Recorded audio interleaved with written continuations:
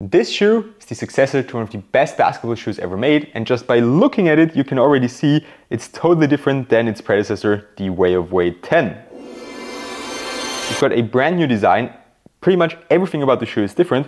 We've got a brand new outsole with a brand new technology they call GCU, and the biggest difference in performance is that we don't have this full-length carbon fiber plate which was so prominent on the Way of Wade 10.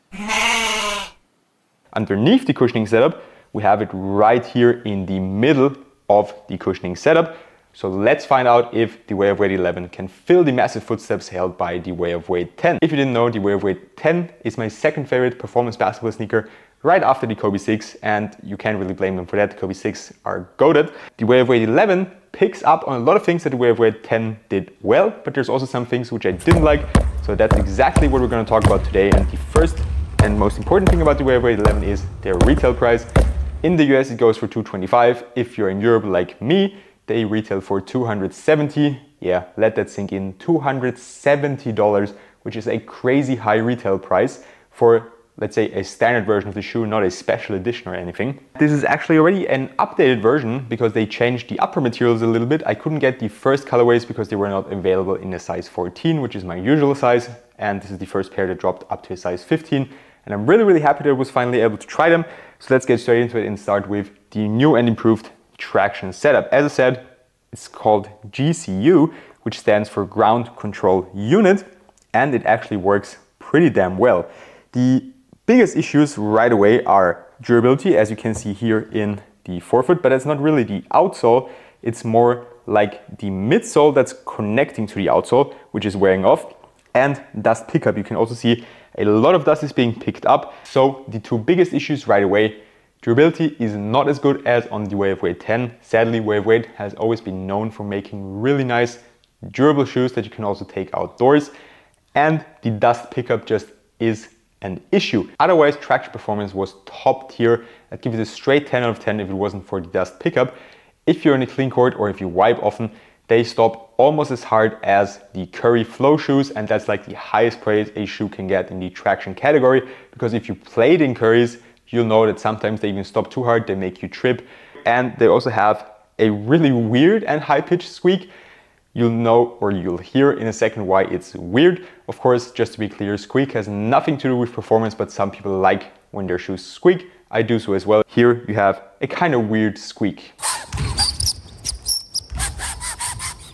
I already said the durability is not as good. I wouldn't take these outdoors. The grooves are very shallow, very thin.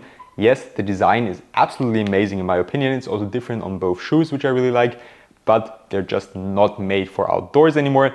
Maybe they'll give us an updated version in the future with a really durable outsole. That would be a cool thing to do. So Way of Wade, if you're listening, make sure to do that.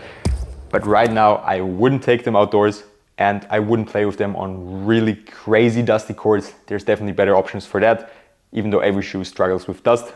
But as I said, if you're in a clean court, these will be one of the best traction experiences you'll ever have. For the cushioning setup, I already talked about the big difference that we don't have this prominent carbon fiber plate visible throughout the outsole anymore, because it's actually embedded into the midsole. They call it a carbon core drive system, and essentially what it is, you have the outsole of the shoe, you have a part of the boom foam they're using.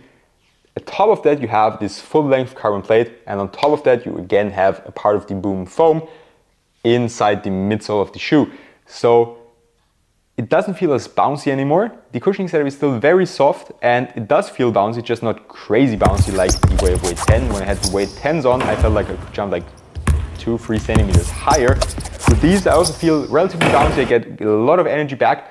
It's just not this crazy amount of bounce that I was used to from the Way of Wade 10. If you like my content, make sure to subscribe to my channel. It would really help me out a lot. You can find the subscribe button somewhere here, and also check out my other reviews. With that being said, let's get back to the cushioning setup. Already talked about how it's a full-length boom midsole. They didn't change that from the Way of Wade 10. And to be honest, why would they? It was one of the best and comfiest cushioning setups I've ever experienced. I would say here on the 11s, you're a little bit higher off the ground compared to the 10s, so just a tiny bit higher off. but you also have a tad bit more impact protection, especially in the forefoot. Impact protection on the tens in the heel was very good already. The forefoot was very low and you still had good impact protection, but it was still relatively low to the ground, as I said. And here on the 11s, you're just a little bit higher up. I think that's also got to do with the carbon plate being in the middle of the outsole, of the midsole, my bad, and not underneath it anymore. You've got a nice and solid heel to toe transition as well, because as you can see, the shoe has a nice little curvature here in the forefoot. So it's a very smooth transition. The only thing that stops it from being a 10 out of 10 transition is this little caging here in the heel with the Wade logo on it.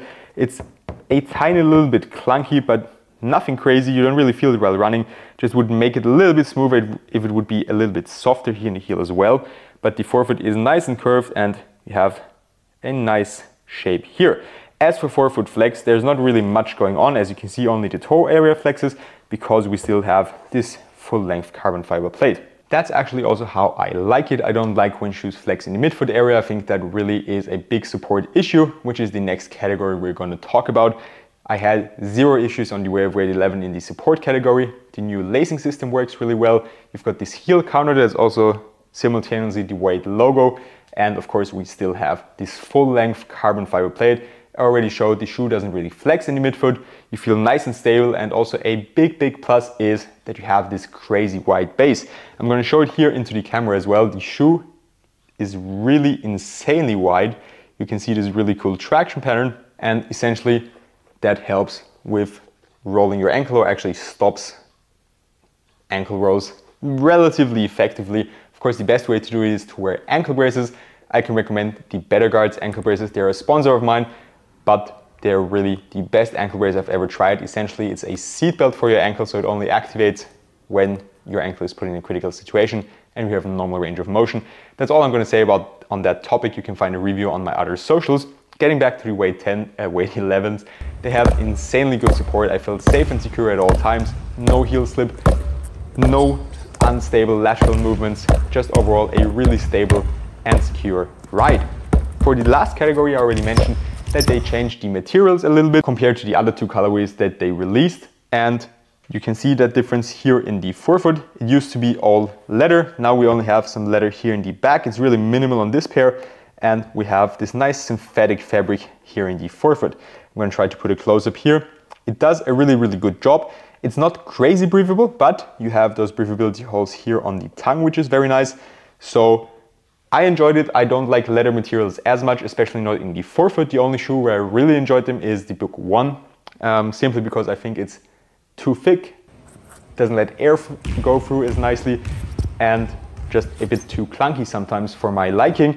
So I'm actually quite happy that I got the colorway that has the synthetic materials, or the updated synthetic materials in the forefoot already. I really enjoyed it. Also particularly like how the tongue has those little airflow holes I showed you before. And what's also very nice is the padding here in the heel area. It's very well padded and very comfortable as well. The tongue has those weird lines here, or padding lines. You can see there's padding, no padding, padding, no padding. Works pretty well, prevents the laces from cutting into your feet. So overall, a very comfortable ride, and the materials also help with the lockdown of the shoe, just keeping your foot on the footbed. They do a pretty good job. The last category already, we're going to talk about the fit of the shoe. In my opinion, they fit relatively similar to the Way of Weight 10s, maybe a tiny little bit longer and a little bit more snug. The Weight 10s were also not good for wide feet. If you don't know, I have an extremely wide midfoot on my right foot, so it's always a painful break-in. Here, it was a little bit painful, but it got better over time, and on the Weight 10s it also did. So in my opinion, they fit relatively or pretty much the same. If you prefer a very snug fit, or if you have narrow fit, you can try going down half a size. What's also interesting is that usually when you look on the size tag, if you have a size 14 US from Nike, that equals 32 centimeters. Here it says 31.5 centimeters, but I actually feel like they fit just like a Nike size 14, or maybe even a tiny little bit longer here in the forefoot. With that being said, that's all I have for you today. I hope you enjoyed my review. If you did, I already mentioned it before, please subscribe to my channel if you don't want to miss any further reviews, and let me know your thoughts on performance of the Way of Weight 11. Have a good one, and see you next time for more professional performance reviews.